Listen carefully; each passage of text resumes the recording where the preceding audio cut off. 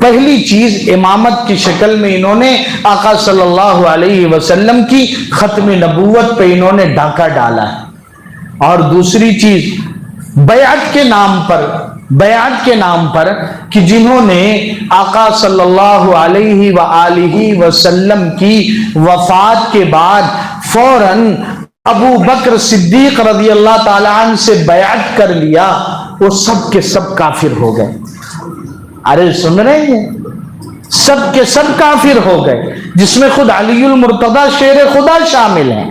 آپ سے پوچھا گیا سیدنا علی رضی اللہ تعالیٰ عنہ سے کہ آپ نے ابو بکر صدیق رضی اللہ تعالیٰ عنہ کی خلافت کو قبول کر لیا؟ آپ نے فرمایا ہاں، سب سے بہتر چیز دین ہوتی ہے اور دین میں سب سے بڑی چیز نماز ہے. آقا صلی اللہ علیہ وسلم نے اپنے مرض وفات میں امامت کے لیے، جبکہ اس مجمع میں میں خود علی المرتضی موجود ہوں اور آقا صلی اللہ علیہ وسلم کو میری موجودگی کا علم ہے، پھر بھی مصلی پہ میری موجودگی کے باوجود کسے بڑھایا؟ جبکہ اما عائشہ رضی اللہ تعالیٰ عنہ کہتی میری خواہش تھی میرے ابا کو نہ بڑھایا جائے، کیونکہ میرے ابا نرم دل تھے، مجھے اس بات کا خدشہ تھا وہ برداشت نہیں کر پائیں گے اس چیز کو کہ آقا کی موجودگی میں اب یہ دن بھی آ گیا کہ میرے ابا. لیکن آقا صلی اللہ علیہ وسلم کہ وہ وما ينطق عن الهوى ان هو الا وحي يوحى علمه شدید القوى، کہ آپ کا اشارہ کس وجہ سے تھا کہ جب بعد میں حالات خراب ہوں گے تو یہی ہے جو کہے گا اینقص الدین وانا حی، کہ دین میں کوئی کمی آئے، کوئی فتنہ سر ابھارے اور صدیق کی رگوں میں جان باقی رہ جائے اور وہ حکمت کا جو ہے پہلو اختیار کرے، برملا فیصلے ہوں گے. خوار جبار فی الجاہلیت خوار فی الاسلام. تو بھائی علی رضی اللہ تعالیٰ یہ دیکھیے کہ یہ بیعت کے نام پہ سارے صحابہ کو انہوں نے کافر کہہ دیا، اور اس کے بعد نقصان کسے پہنچانا ہے؟ دین اسلام کو، آقا صلی اللہ علیہ وسلم کی نبوت و رسالت کو. تو امامت کا جو ہے عقیدہ اور اس کے بعد بیعت کے نام پہ صحابہ کی تکفیر کا عقیدہ، اور پھر اخیر میں آئے کہ یہ قرآن جو اصل تھا، یہ جو موجود دکھائی دیتا ہے، یہ وہ وحی تھوڑی ہے، یہ تو صحیفہ عثمانی ہے. عثمان رضی اللہ تعالیٰ عنہ نے جمع کروایا. اچھا تو صحیفہ آسمانی کہاں ہے؟ اگر یہ عثمانی ہے تو صحیفہ آسمانی کہاں ہے؟ تو کہنے لگے امام صاحب لے کے غائب ہو گئے. امام غائب جو تھے نا، لے کے گل ہو گئے، وہ غائب ہو گئے. اتنا کمزور دین. اللہ ایک طرف کہیں الیوم اکملت لکم دینکم، اللہ کہیں انا نحن نزلنا الذکر وانا لہ لحافظون. خاتم الانبیاء کو اللہ بھیجیں اور ان کی رحلت کے بعد فوراً دین، آپ کی ختم نبوت، صحابہ کا سلسلہ اور قرآن سب جو ہے یکایک غیر معتبر ہو جائے. آپ سمجھ رہے ہیں یہ دشمنی، یہ رونا دھونا، یہ رنگ بدلنا، تو یہ فتنوں کا شکار کر کے امت کو. لیکن الحمدللہ اللہ نے جو وعدہ کیا تھا، یہ آپ ایک پہلو کی اصلاح اور کیجئے، ایک پہلو کی کہ یہ 12 ائمہ کا یا پنجتن کا جو ایک نام لیا جاتا ہے، بھائی 5 نفوس کس کے ہیں؟ کہ سید الانبیاء محمد الرسول اللہ صلی اللہ علیہ وآلہ وسلم کی ذات اقدس ہے. علی المرتضی رضی اللہ تعالیٰ عنہ، فاطمۃ الزہرا رضی اللہ تعالیٰ عنہ، حسنین کریمین ہیں. اللہ نے جب فرمایا انما یرید اللہ لیذھب عنکم الرجس اہل البیت ویطہرکم تطہیرا، کہ اللہ فرماتے ہیں کہ اللہ کا یہ فیصلہ ہے کہ تم اہل بیت سے اللہ تبارک و تعالی کمی کوتاہیاں خامیوں سے تم کو پاک صاف کا الرجس کا اللہ نے، اور تمہیں پاک مقدس بنا دیں گے.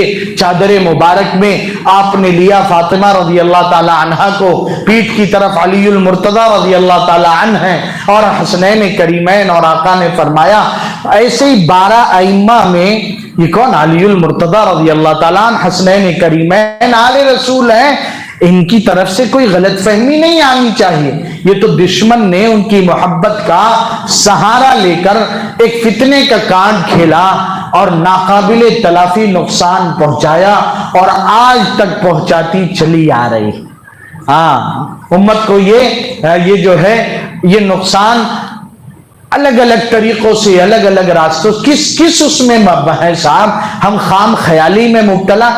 خاص ڈپارٹمنٹ میں اپنے ایک ساتھی حضرت والی صاحب سے بیعت، وہ ان کا گھرانہ، اور کہنے لگے کہ ہمیں ٹریننگ دینے کے لیے جو آیا تھا ہیڈ، وہ کہنے لگا کہ تمہیں کچھ پتہ بھی ہے، میں پڑوس ملک جب جاتا ہوں تو سلسلہ قادریہ کا پیر بن کے جاتا ہوں۔ ڈپارٹمنٹ کا ہیڈ کیا کہنے لگا، اگلی بات کہ کون کھول کے دیکھتا ہے میری کٹی ہے یا نہیں کٹی ہے۔ یہ جملہ انہوں نے دہرایا کہ اس نے فلاں لینگویج میں یہ کہا، اور یہ کہ وہاں کی عورتیں گود کے نئے پیدا ہوئے بچوں کو میرے پاس لے آتی کان میں اذان و اقامت دینی۔ آپ کس غلط فہمی ہم اور آپ مبتلا ہیں، کس غلط فہمی میں مبتلا ہے کہ جمعیت کے دو ٹکڑے ہوں، دارالعلوم کے دو ٹکڑے ہوں، جماعت ان کی ضد پہ ہے، ہم سوچیں کہ یہ اپنوں کی کارستانیاں ہیں۔ میسیجز جاتے ہیں کہ جمعیت کو ہم نے شکار کر لیا، اگلی نظر جماعت پہ ہے۔ آپ کو کچھ پتا بھی ہے؟ جمعیت کا ہم نے شکار کر لیا، اگلی نظر بہت پرانا میسج، اور پھر اس کے بعد ان کی سازش سامنے آ گئی۔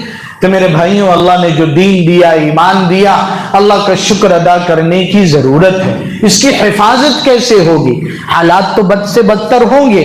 پھر ایک وقت آیا، انہی فتنوں نے یوم عاشورہ کو 10 محرم کو آقا صلی اللہ علیہ وسلم کے جگر کے ٹکڑے سیدنا حسن رضی اللہ تعالیٰ عنہ کو پہلے ہی زہر دے کر، پھر سیدنا حسین رضی اللہ تعالیٰ عنہ کو کس طرح بے دردی کے ساتھ کربلا کے میدان میں پورا جو ہے کریٹ کر کے ایک ایسا ماحول کہ آپ نے فرمایا بھی کہ بھائی میں چلا جاتا ہوں، میرا مقصد کوئی جنگ کرنا تھوڑی تھا، میرا مقصد اپنی ناراضگی ظاہر کرنا، اپنا جو ہے کہ ہم ناراضگی ظاہر کرنا چاہتے ہیں، احتجاج درج کرانا چاہتے ہیں کہ یہ غلط رویہ، یہ غلط بات ہے، اپنا کام ہم کر جائیں۔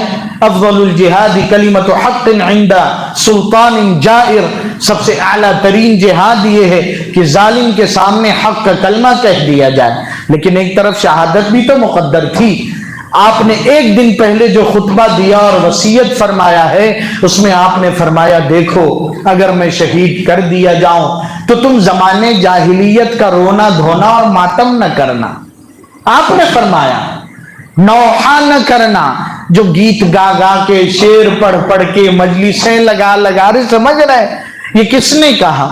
اگر سچی محبت تو پھر سید الشہداء سیدہ شبابی اہل الجنہ، جنت کے 2 شہاداتوں میں سے ایک کی جو وصیت ہے کہ میری شہادت کے بعد تم ماتم نہ کرنا، نوحے نہ کرنا، اہل سنت والجماعت کو اور سچے ایمان والے مومنین کو کم سے کم آپ کی وصیت تو اپنانا چاہیے۔ آپ کی وصیت فتنے آتے رہیں گے، حالات تو اتنے بدتر ہوں گے کہ حدیث پاک میں کہا گیا یصبح الرجل مؤمنا ویمسی کافرا، آدمی صبح مومن ہوگا، شام کافر ہو جائے گا۔ کیا ہو رہا ہے صاحب؟ چلہ لگائے 4 مہینہ لگائے شکیلی بن جا رہے ہیں، مدرسوں میں پڑھے فتنوں کا شکار ہو جا رہے ہیں۔ حضرت مولانا ابراہیم صاحب افریقی پانڈور دامت برکاتہم نے کلیئر روڈ پہ بھی وہی فرمایا تھا، پھر عمرے کے سفر میں رمضان سے پہلے فرمایا افریقہ کے فلاں علاقے سے ہمارے لوگ آئے اور انہوں نے بتایا کہ 40 سے 45 حفاظ اور علماء مرتد ہو گئے۔ ہم کس کھیت کی مولی ہیں؟ اعمال و ایمان کی حفاظت ہوگی، ایمان کی حفاظت اعمال کی برکت سے۔ جب ہم وہ معمولات جو خانقاہ میں ہمارے مشائخ تسبیحات کی شکل میں بتاتے ہیں، جو دعوت و تبلیغ کی مبارک محنت میں ہمارے اکابرین صبح و شام کی تسبیحات اور انفرادی کاموں کی شکل میں، کہ جماعت میں اجتماعی کام ہے اور انفرادی کام، اگر اعمال سے ہم جڑے رہے، اتباع سنت کو اپنا شیوا بنایا، ہر کام میں کھانا پینا سونا اٹھنا بیٹھنا، گھر میں جانا گھر سے نکلنا، استنجا بیت الخلا، ہماری تجارت، ہماری شادی بیاہ، ہمارا لین دین، ہمارا لوگوں سے برتاؤ کرنا سب سنت کے رنگ میں رنگ جائے گا تو فتنے تو یقیناً آئیں گے، لیکن اللہ ان فتنوں سے کامیابی کے ساتھ پار لگائیں گے۔